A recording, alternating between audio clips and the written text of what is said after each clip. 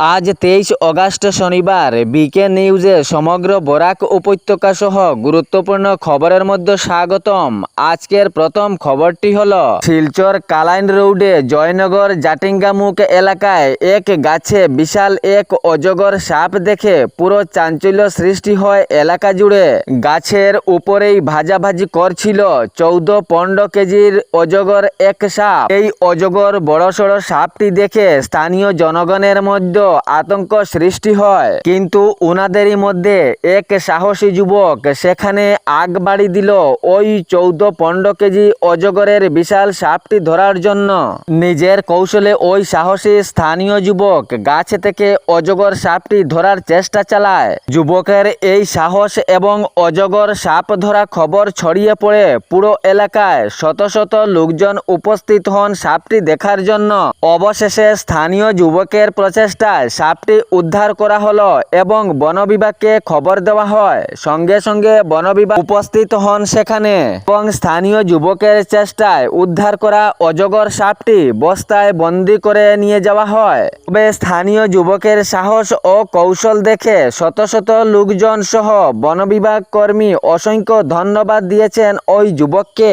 এর পরের খবরটি হলো রাহুল গান্ধীর পথযাত্রায় পিতার পদাঙ্ক অনুসরণ। বিহারের রাজনৈতিক অঙ্গনের উদীয়মান নেতা তেজস্বী যাদবকে সঙ্গে নিয়ে মুঙ্গেরে আগমন করেন। সেখানে তিনি বিহারের বর্তমান জাতীয় নেতৃবৃন্দের সাথে দেখা করেন। উল্লেখ্য, 1985 সালে কংগ্রেস নেতা এবং ভারতের প্রাক্তন প্রধানমন্ত্রী রাজীব গান্ধী সেখানের মুখ্যমন্ত্রী তথা বিহারের মুখ্যমন্ত্রী চন্দ্রশেখর সিং মহাশয়কে সঙ্গে নিয়ে খানকাহে রহমানির সাজাদা নাসিতুবুল ইরশাদ হজরত মাওলানা মিনাতুল্লাহ রহমানির দরবারে প্রবেশ করেছিলেন এবং গত শুক্রবার 22 অগাস্ট 2025-এ রাহুল গান্ধী যখন বিহারের রাজনৈতিক অঙ্গনের উদীয়মান নেতা তেজস্বী যাদবকে সঙ্গে নিয়ে মানখা-ই মুঙ্গেরে রহমানিত আগমন করেন, তখন ইতিহাসের ধারাবাহিকতাকে নতুন অধ্যায়ে রূপান্তরিত করেছে বলে সোশ্যাল মিডিয়ায় ছড়িয়েছে।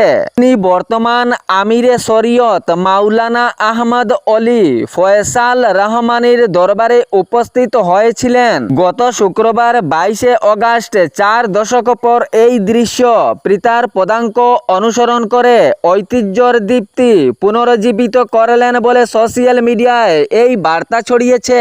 এর পরের খবরটি হলো হাইলাকান্দি জেলার শাহাবাদ সংলগ্ন বোয়ালিপাড়ের যে রাস্তা রয়েছে, এই রাস্তার কাজ প্রায় অর্ধেক হয়েছে এবং প্রায় অর্ধেক রাস্তার পরিস্থিতি বেহাল হয়ে রয়েছে।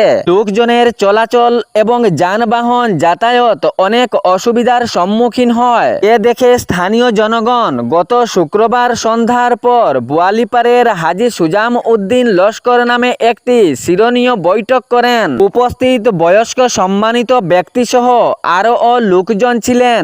এই শিরোনীতে তুলে ধরেন কাটলিচড়া বিধায়ক সুজাম উদ্দিন লস্কর সর্বদা আমাদের পাশে রয়েছেন, আমরা কখনো ওনাকে ভুলতে পারি না। তিনি অনেক কাজকর্ম করিয়েছেন জনস্বার্থে। আগামী 26-এর নির্বাচনে আমরা ওনারই সাথে থাকব, কিন্তু আমাদের একটি দাবি, এই বোয়ালিপাড়ের যে অর্ধেক রাস্তার কাজ রয়েছে ইহাতে তিনি নজর দেন। এই রাস্তার পরিস্থিতি খুবই খারাপ, যানবাহন সহ লোকজনের যাতায়াতে অনেক অসুবিধার সম্মুখীন করতে হয়। এই রাস্তার উপর উনার দৃষ্টি আকর্ষণ করা দরকার। একদল মুরব্বীও এই শিরোনী সভায় উপস্থিত ছিলেন এবং এই দাবি তুলে ধরেন। গত শুক্রবার নলবাড়িতে SHG এর মহিলাদের দেওয়া হয়েছে 10,000 টাকা করে।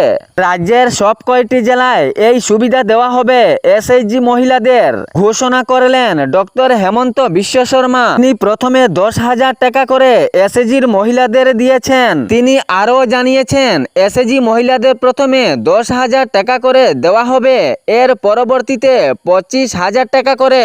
যদি এই মহিলারা SHGর এই টাকাগুলো সঠিক তথ্যভাবে কাজে লাগান তাহলে পরবর্তীতে 50,000 টাকা করে দেওয়া হবে।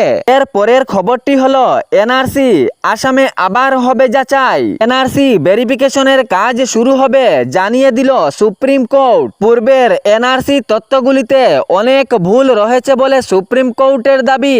NRCর এই নথিপত্রের ভুল তথ্যগুলো সঠিক করার জন্য এই ভেরিফিকেশনের কাজ চলবে।